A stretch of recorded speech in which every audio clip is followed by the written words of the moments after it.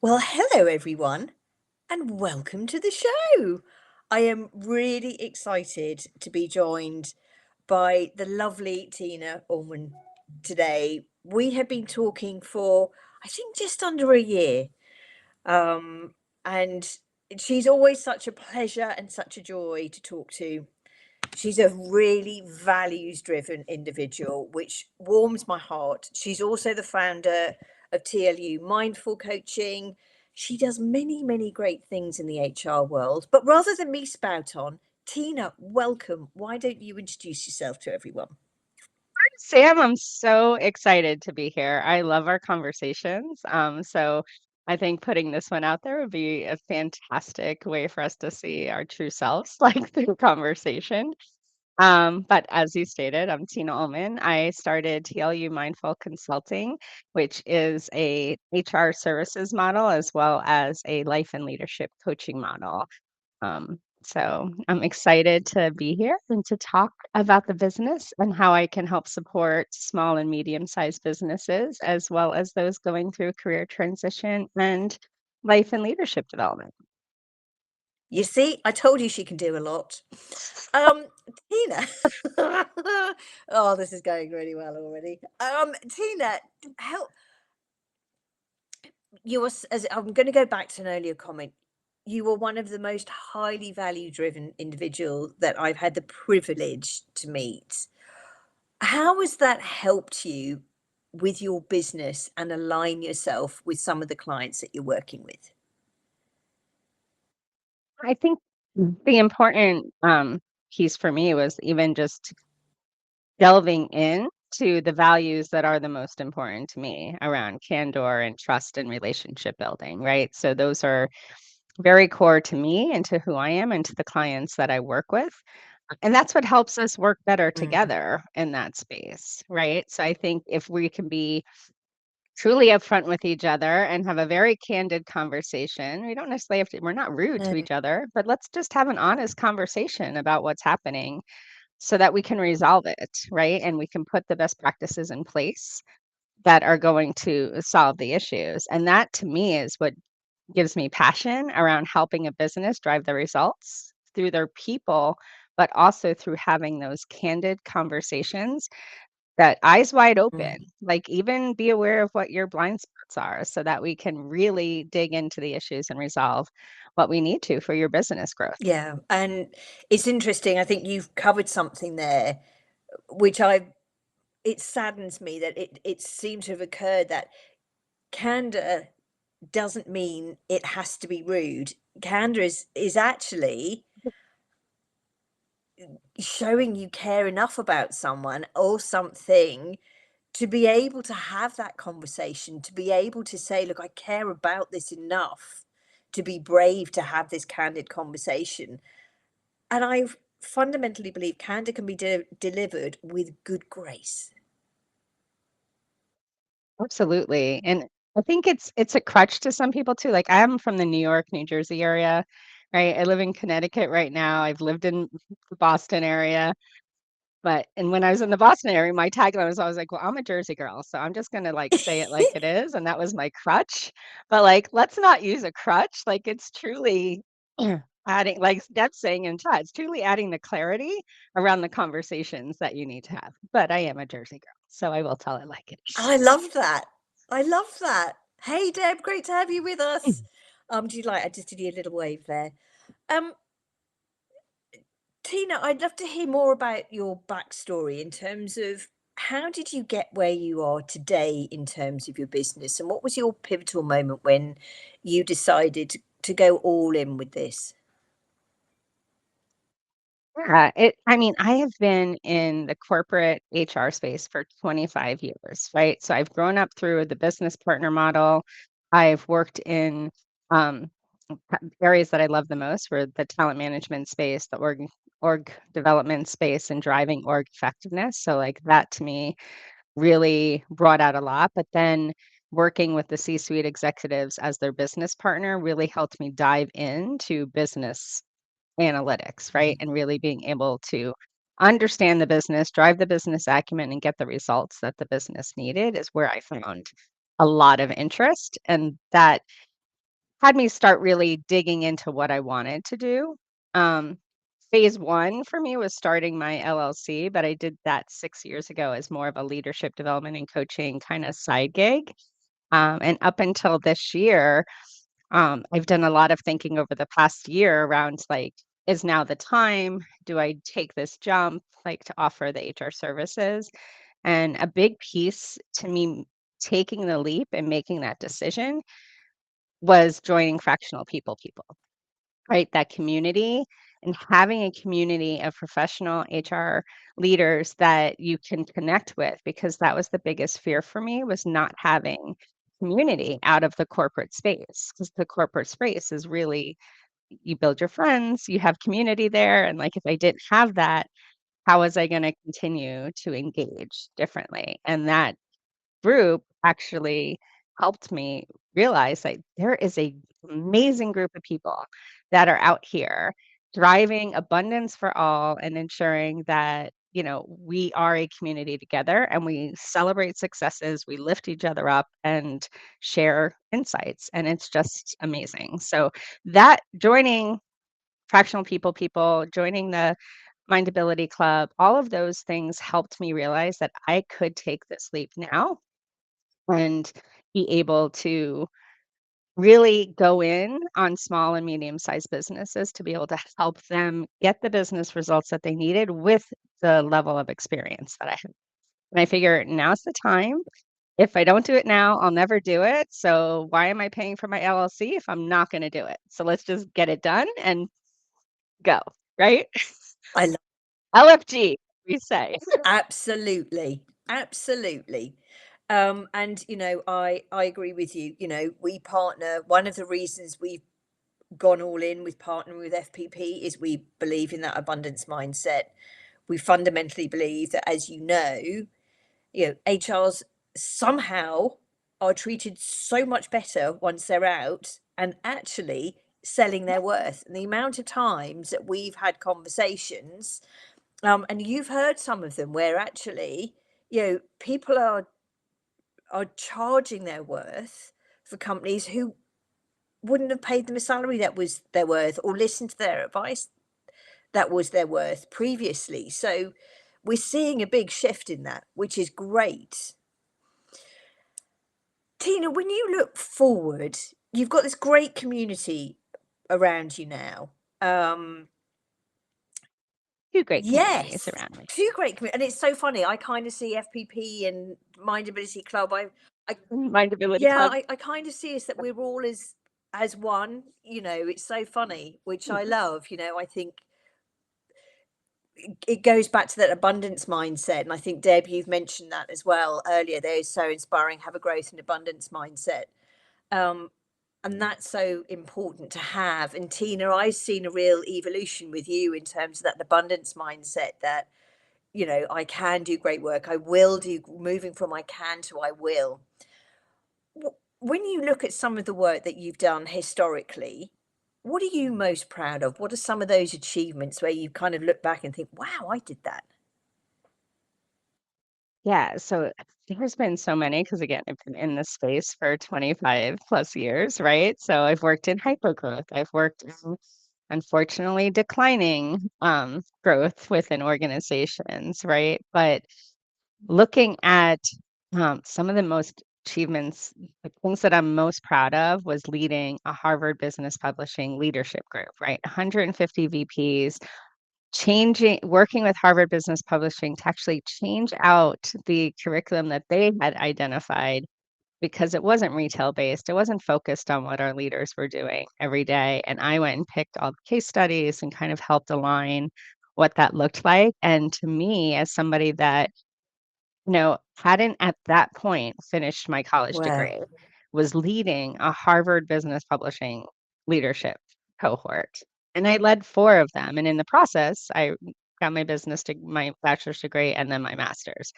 But that kind of helped drive me towards going back to get my business and my business bachelor's and master's degree as well. So that was one of the things that I was most proud of.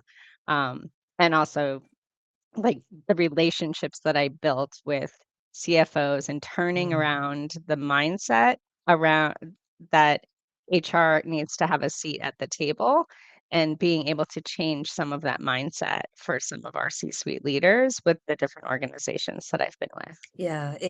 Those are the things I'm most proud Well, I'm of. not surprised. I think that's awesome.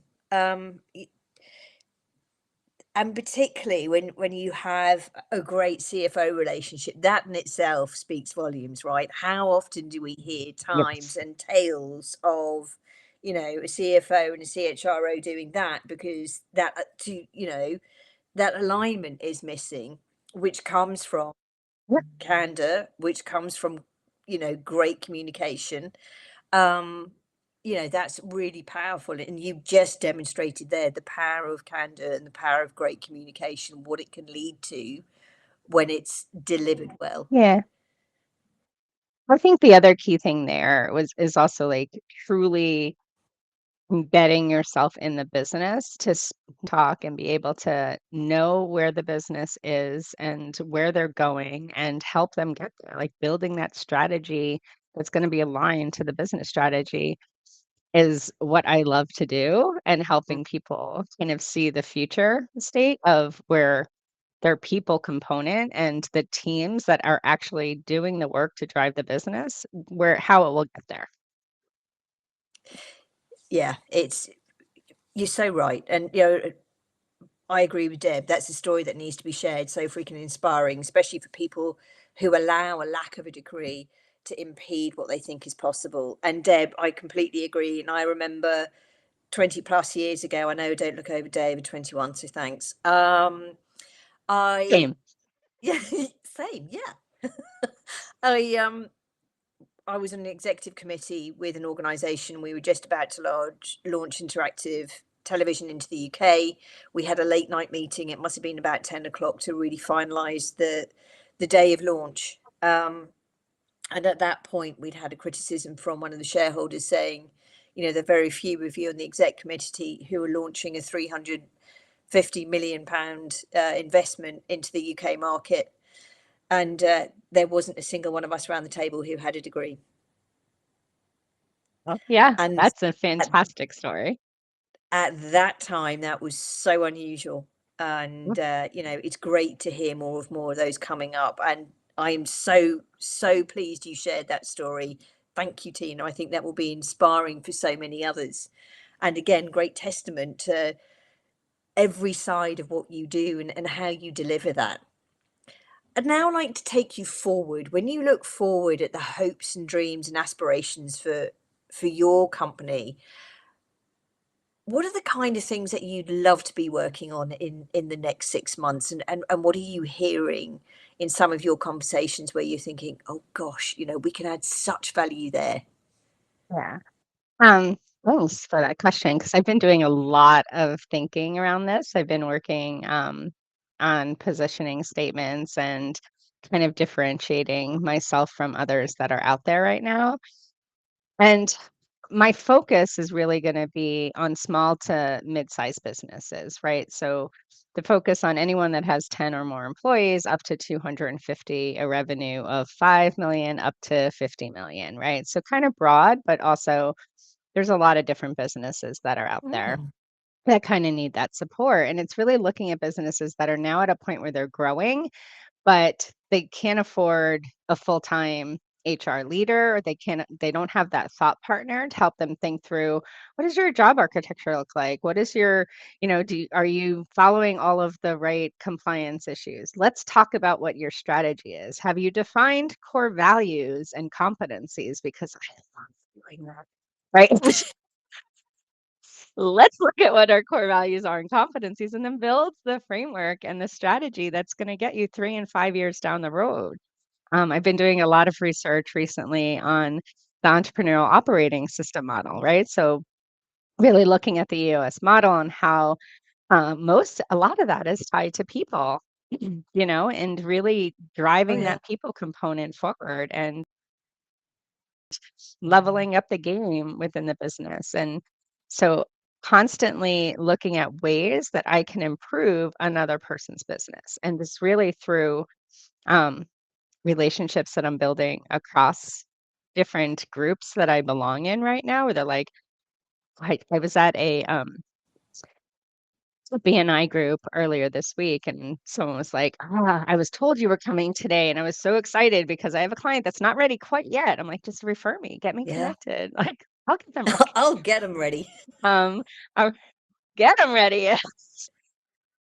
Someone that's looking to grow. And is it a PEO or is it a fractional person that can come in and help guide them? And I think too often small to medium sized business might be spending too much money on high end systems and PEOs because they don't know what they need to do. So let's figure out what you need first and build a strategy and then decide if that really is the best fit for you and your business.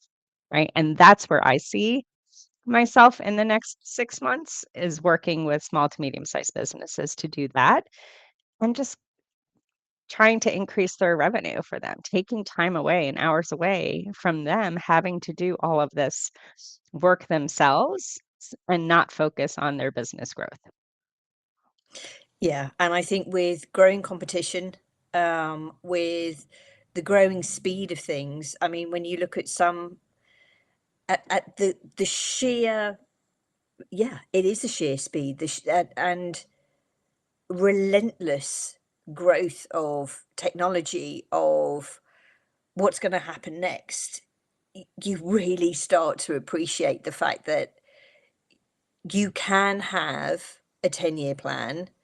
I mean, when we look, when we look at Eastern countries, they plan for 50 years. They've been using future back thinking for a very long time, even with such hyper growth and hyper speeds that we're seeing now. I Yeah. think even 2 years ago, we were seeing the average tenure was 2.5 years in a job. It's now 18 months. It's just about to go down to 14 months.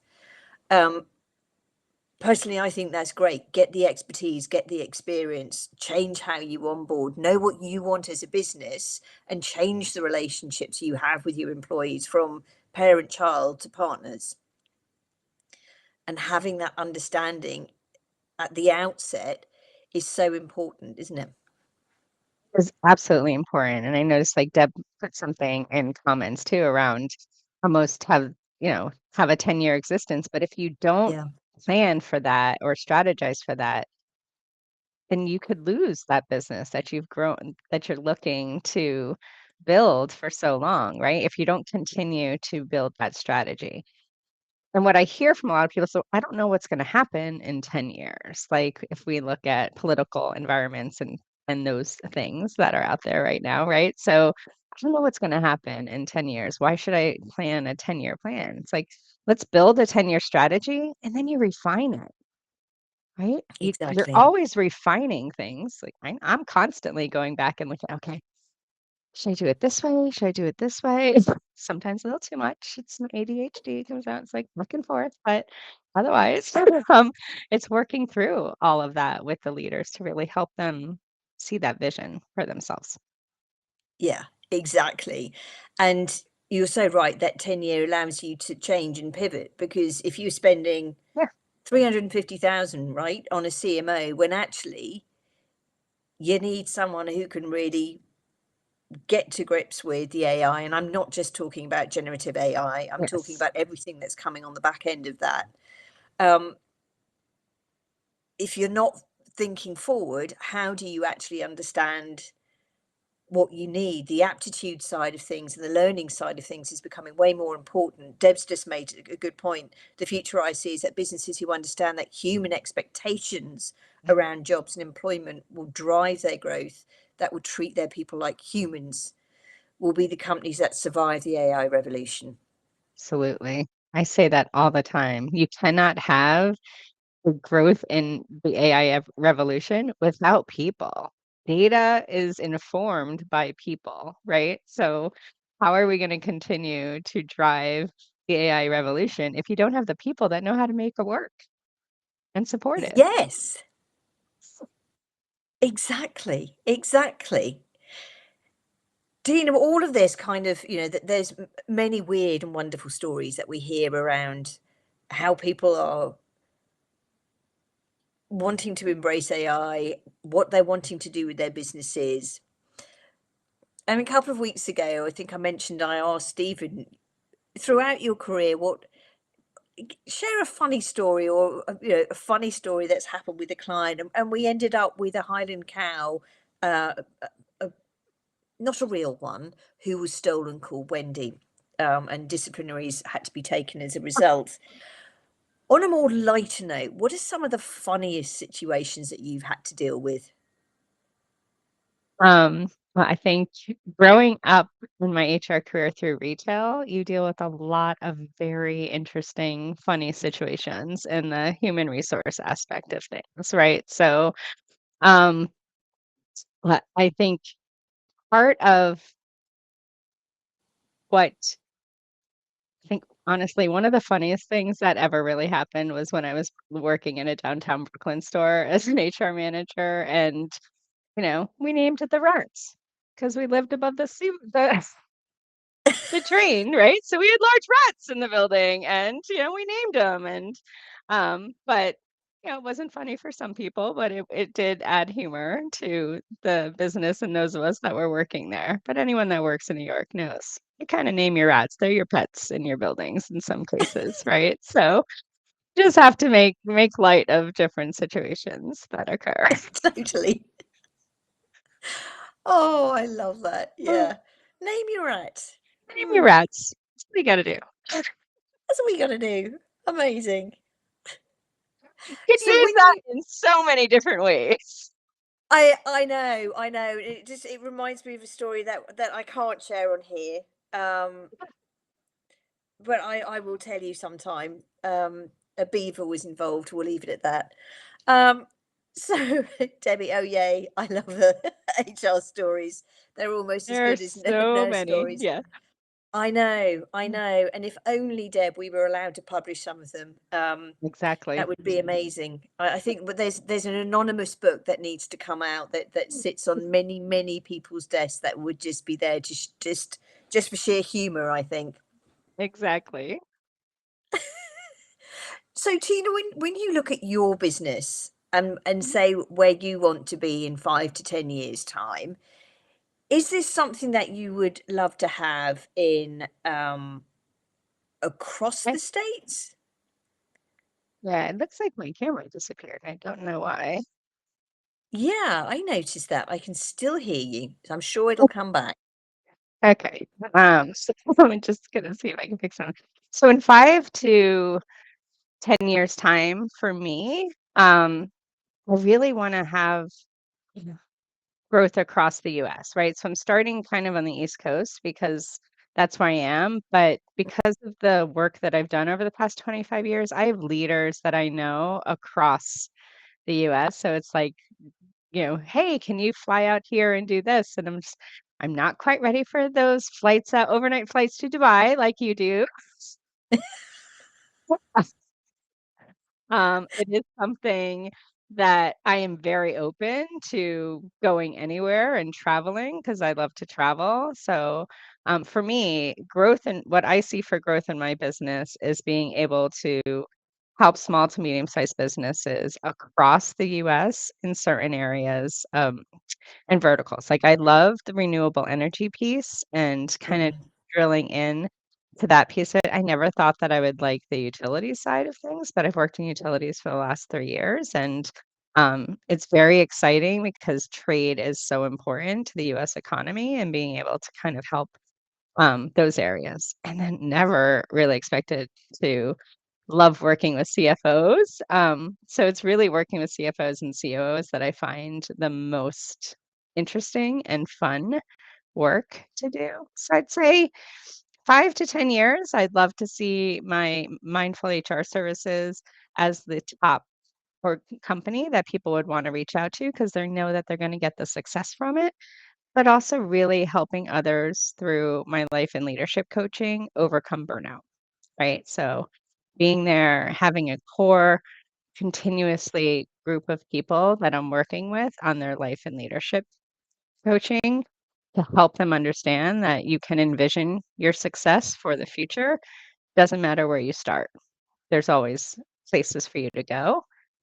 And then kind of growing to more mid market businesses with CFOs and COOs and working with those that have anywhere from 100 to 1,500 employees, right? So kind of growing from Yeah. that mindset. But right now I'm really focusing on small business because that's also something that I'm learning a lot more about when we focus on the EOS modeling. Yeah. Yeah, for sure, for sure. And, it was interesting what you were saying about the utility sector because so often the sectors that from the outside might not appear glamorous are always the ones that are just so interesting. It's interesting, but it's also changing regularly, right? And I think that's what energizes me. Like there's constant change that happens within a lot of those industries. And that's really what I thrive off of. Not chaos change, but change that's going to drive business results, change that's good for the economy, change that's good for the environment. It's actually one of the things that I thrive off of and can help bring people together around. Well, also just kind of thinking and the evolution of, say, utilities, when we look at now all the crypto farms and Bitcoin farms that are coming up, look at the investment that's coming into Texas.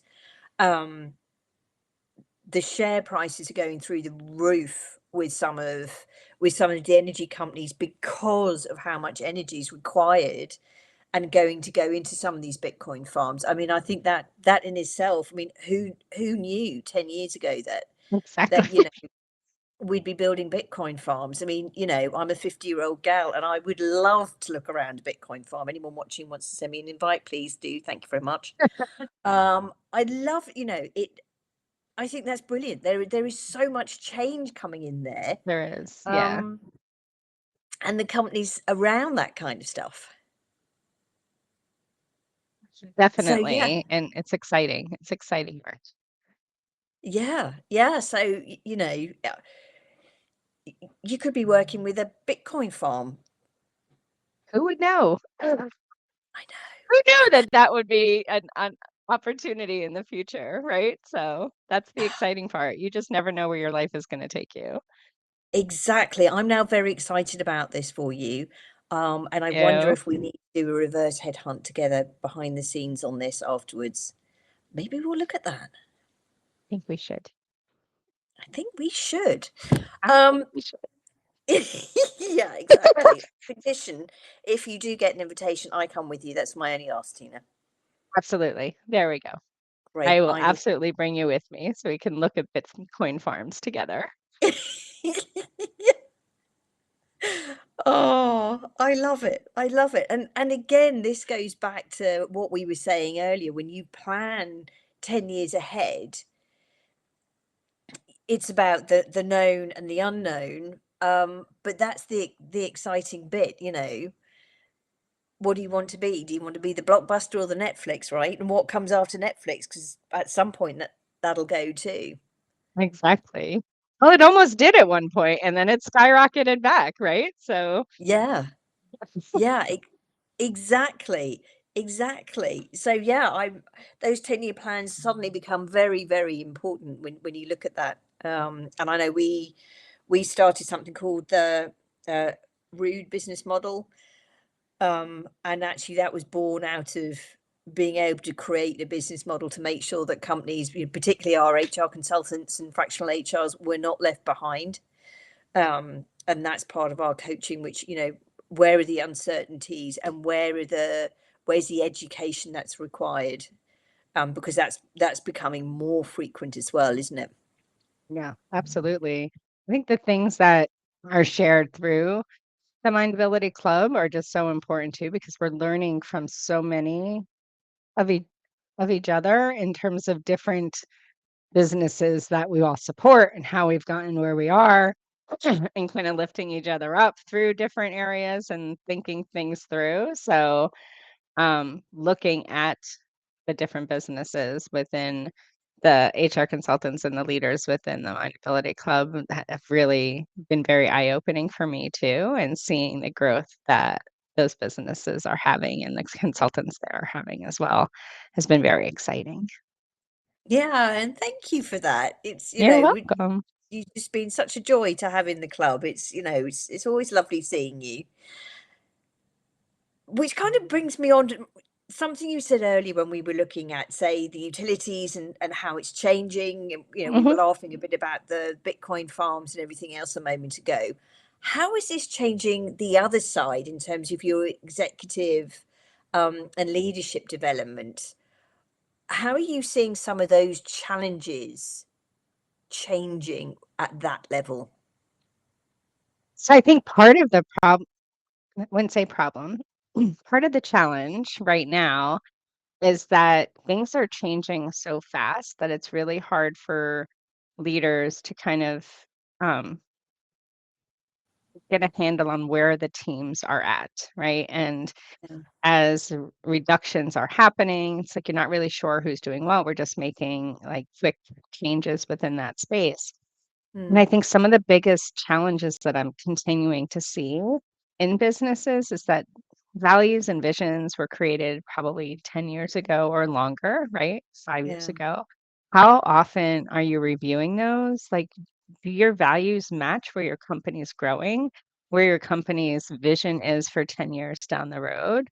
Um, are you looking at competencies on the teams that are going to help you get there? And are you working through that conflict and development of those teams to actually reach the vision you have for yourself in 10 years? A lot of team dynamics and assimilations, I think, are what's critical going forward because you need to know how to work through the challenges that are happening. And if someone is always in the grip and always focused on fighting against what their natural values are or understanding the work that they're doing, we're being asked to do more with less, right? So if you're being asked to do things that you're not passionate about, that don't drive you, then let's look at how you use strength within the team to figure out who can do what that's really going to continue to drive the business forward faster and hit the results that you're looking for from a business perspective, right? So, business results come from people that are passionate about the work that they do and driving Yeah. through it with the rest of the team, right? So, the team dynamics to me is probably the most critical. And it's one of the things that a lot of people have stopped doing over the past 5 years in terms of team assimilations, leadership assimilations, like, does your Mm, leadership team know how to work together? Do you even know who your team is, right? In terms of what drives them, what are their core values, how are they gonna drive the business, and how do they work with others? Because if you don't know what your leadership team how your leadership team works together, you're not gonna be able to drive the rest of your team through changes that are happening. But we can't forget about the middle manager, which is what a lot of people are doing. And yeah. developing the team dynamics for the middle manager is so important and tends to take a back seat. That's the group that is either going to grow with you and help drive your results, or they're going to learn from you and leave and take it elsewhere. Yeah, exactly. We're hearing time and time again about this middle layer of managers who are quite frankly being forgotten. Why is that? Mm. A lot of times I honestly think it's just because they're doing what is expected of them. Right? So you do what's expected. Things are going the way that we need to do. Development comes at the higher level. Um, Development needs to happen at that middle level. And not basic leadership capabilities, like real, true team dynamics, team development that's going to give them the insights. When we're talking middle managers or like managers, senior managers, directors, that's kind of the middle level. But I'm talking about where it's just the expectations are high for them to have results, develop teams, which they may not have any experience in doing, and reach the results that the business expects of them. And they may be doing that, they may not be doing that. But if they're not in the right role, if they don't know how to lead a team effectively, if they cannot handle conflict or drive through conflict to improve the business results, then they're going to either burn out or they're going to choose to leave to find a different type of role. They could move into more of a leadership role that is going to provide them with growth and opportunity. So I think we have to constantly remember that too. There's no real career planning for those individuals, then they're going to start to look someplace else. And again, I think this is something that we as a community talk about a lot, right? We do, yeah. Ignoring this huge cohort of people. What is the silent cost to a business that the business leader or owner who's listening to this saying, it's okay, I found a replacement, but I've had 3 replacements in a year? You know the recruitment costs if you're watching this. You know the fact that you've had to go through onboarding again, and you're probably pointing the fingers at someone else right now. What are some of the other silent costs that this is having on a business? Honestly, I think some of the silent costs around the business related to this is really um, the dynamics within that part of the organization or the team, because the energy that is lost when you're constantly having to turn over or bring in a new leader or reassimilate a new team, the energy on that team is probably more of the silent cost. Because if there's no real conversations happening or career planning happening, then they're just gonna be like, I'm constantly just retraining somebody. This isn't helping me get where I need to go within my own career. So why am I here? And that's one of the big silent costs is when people start thinking about what am I doing if I'm going to continue to just bring somebody else in over and over, retrain somebody, but I'm not getting trained to do it, right? And making sure that is there something else that I should be looking at? Because obviously they're not looking at me for this, but they're looking at me to help train the next person that's going to do this, right? So I think the silent cost is the loss of team members that have the commitment to the organization that are then thinking of leaving because they're being overlooked in those cases. And something really powerful you just said, that, that inward thinking of why am I here? I am doing all of this work. What are some of the key statements that say, if a leader's listening to this now, who's thinking of reaching out to you, what are some of the things that perhaps they've heard in terms of feedback that gives them that real incentive to now do something about it? Because sometimes people are moving so fast through no fault of their own, they don't recognize how dangerous some of these statements actually are. And I think the biggest 2 words that I would say people ask a lot about, especially with the new generations, right, is career path. If you cannot explain what someone's career path is to them, then they're going to start thinking about what it is to them outside of your organization, right?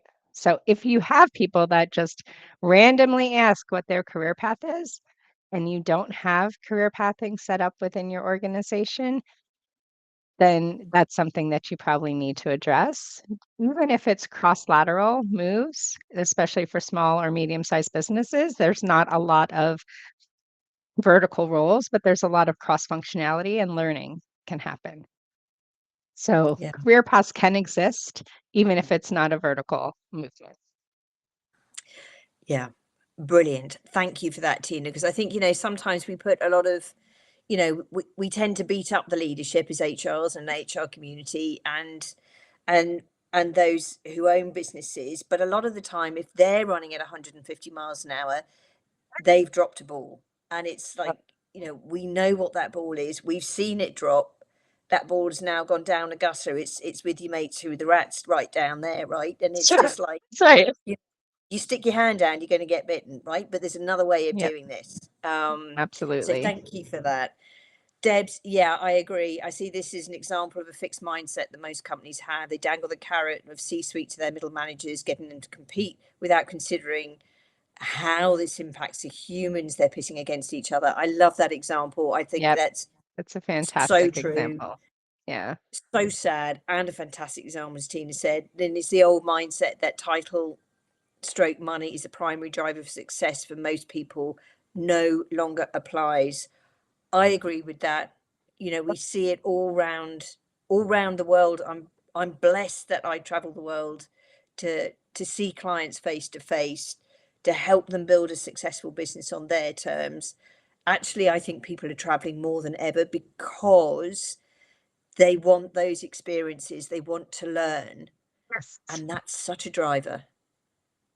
It is an absolute driver. And I think as what Deb said in there about the primary drivers, really just even about growth, right? And having opportunities. We have to look at the generational expectations. That is such a critical factor in how we are leading and what offers we're having to benchmark to grow people within our businesses, because every one of them has a different expectation. And Yeah. the title and salaries are not the only expectations anymore. Core values are highly critical. Core values, experiences, connections, friendships, how Yeah. we learn, where we learn. Um, it's all changed, right? It's all changed. Thank goodness. Absolutely. I am right there with you on that one. Now, Tina, this is the part where I've got some very, very important questions for you. Are Okay. you ready? All right. I think I'm ready. All right. Okay, Let's good. do it. Okay, Let's do it. let's do it. Let's do it. What is your favorite cheese, please?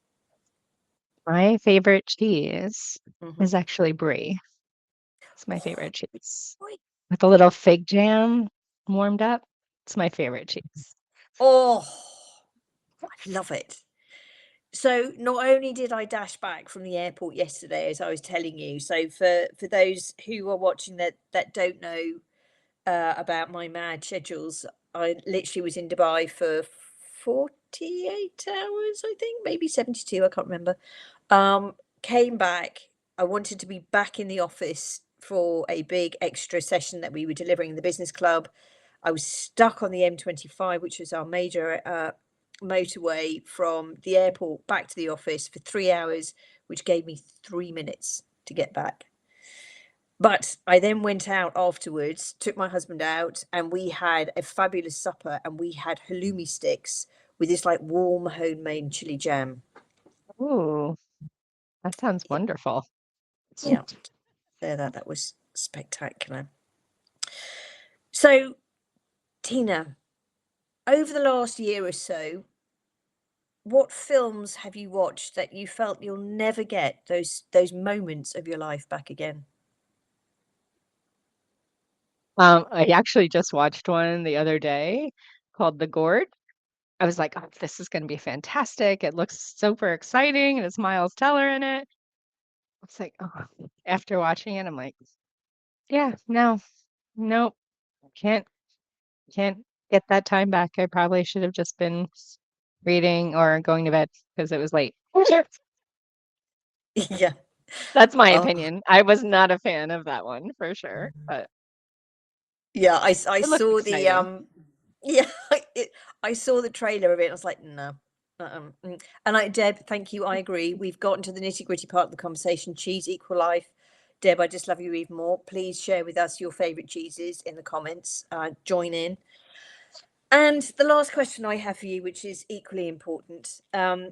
As most of you know, I love water. I am such a child when it comes to swimming pools or seas. Um, when you go on holiday and you obviously need to take a flotation device with you, what do you take and what color is it, please? Flotation device. Flotation device. So we've had Lilos, Last week we had a blow up inflatable flamingo, which was brilliant. We've I had a actually shark. didn't I actually did not take flotation devices with me, but I've had a unicorn out in the sound here that I've blown up to actually float around in my own backyard. But I so love it. I would say that unicorn flotation device is absolutely fantastic because it gathers you in and you can put your cocktails right there with you while you're just floating in the sound or in the pool somewhere. Tina, I love that. I actually bought 4 unicorns for the Texas Fall when we were in Malta. And one of mine is still free roaming in this pool in Malta. Gruyere, love it, Deb. Deb, how Yep. fantastic. Good choice. That's my second there, Greer. Yeah, that's a good choice. Oh, yeah. Yeah. Unicorn for the win for Deb. Yeah, I think That's that's right. great. I'd also like they've now got a strawberry sundae one, and it's really big. Really? I would, yeah, I'm feeling I might need to get that at some point. Transform? Is it? I mean, too much?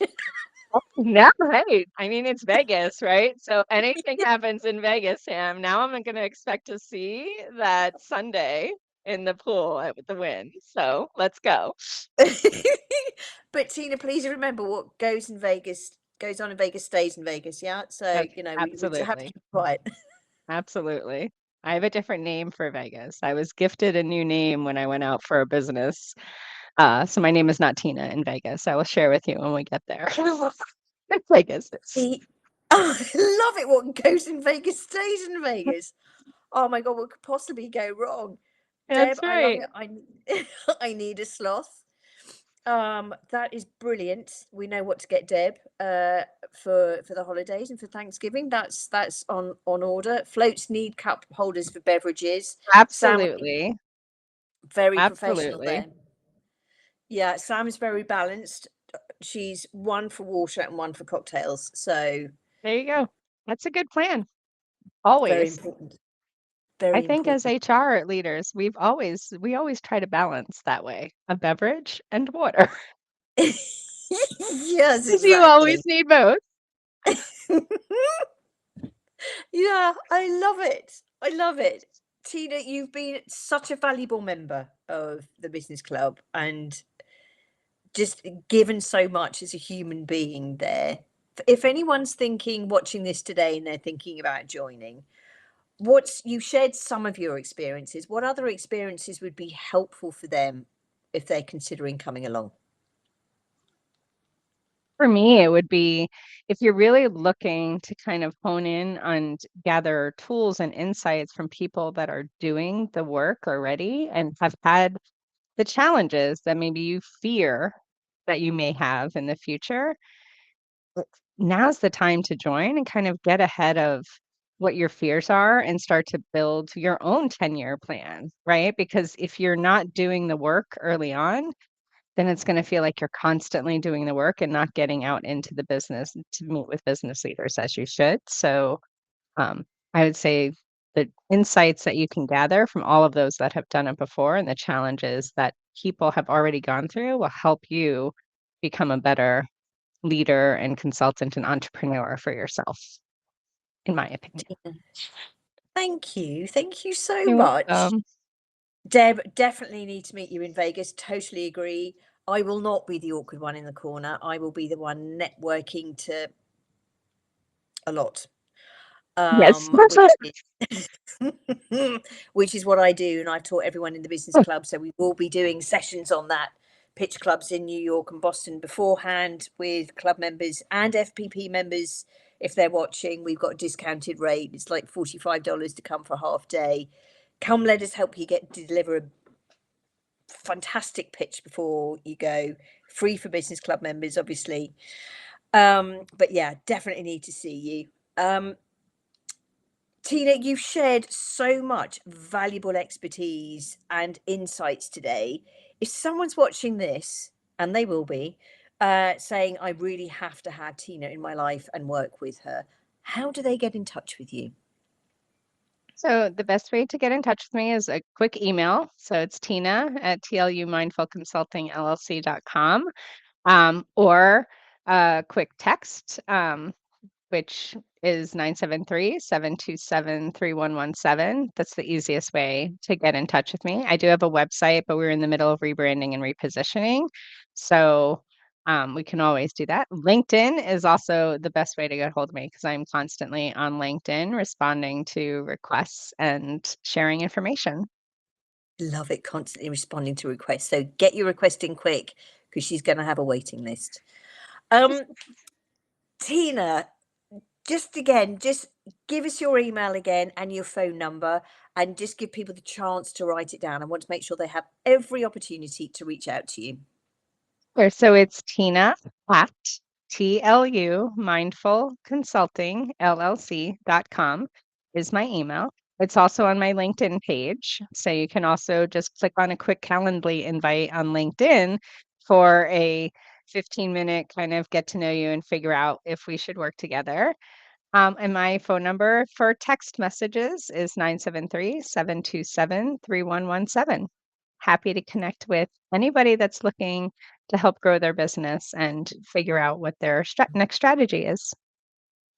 I love that. And if you want to save money and do it right, get in touch with Tina. Uh, if for any reason you remember that I had a lovely lady called Tina, but you can't remember her surname, get in touch with me and I will put you in touch with Tina. Yes, Um, ma'am. Pleasure. Tina, what a great conversation today. I've had so much fun. Too. I love chatting with you, though. It's always such a great conversation. So I'm Yeah, really excited to be here and have this conversation. me too. Me too. To everyone listening, whether you're watching this live or you're watching the recording, thank you for being here. Thank you for your time, your good grace. Deb, for so many great comments and observations. Sam, lovely to see Absolutely. you as ever. And so it's goodbye from both of us. Thank you for watching. Thanks for having me. Cue the music.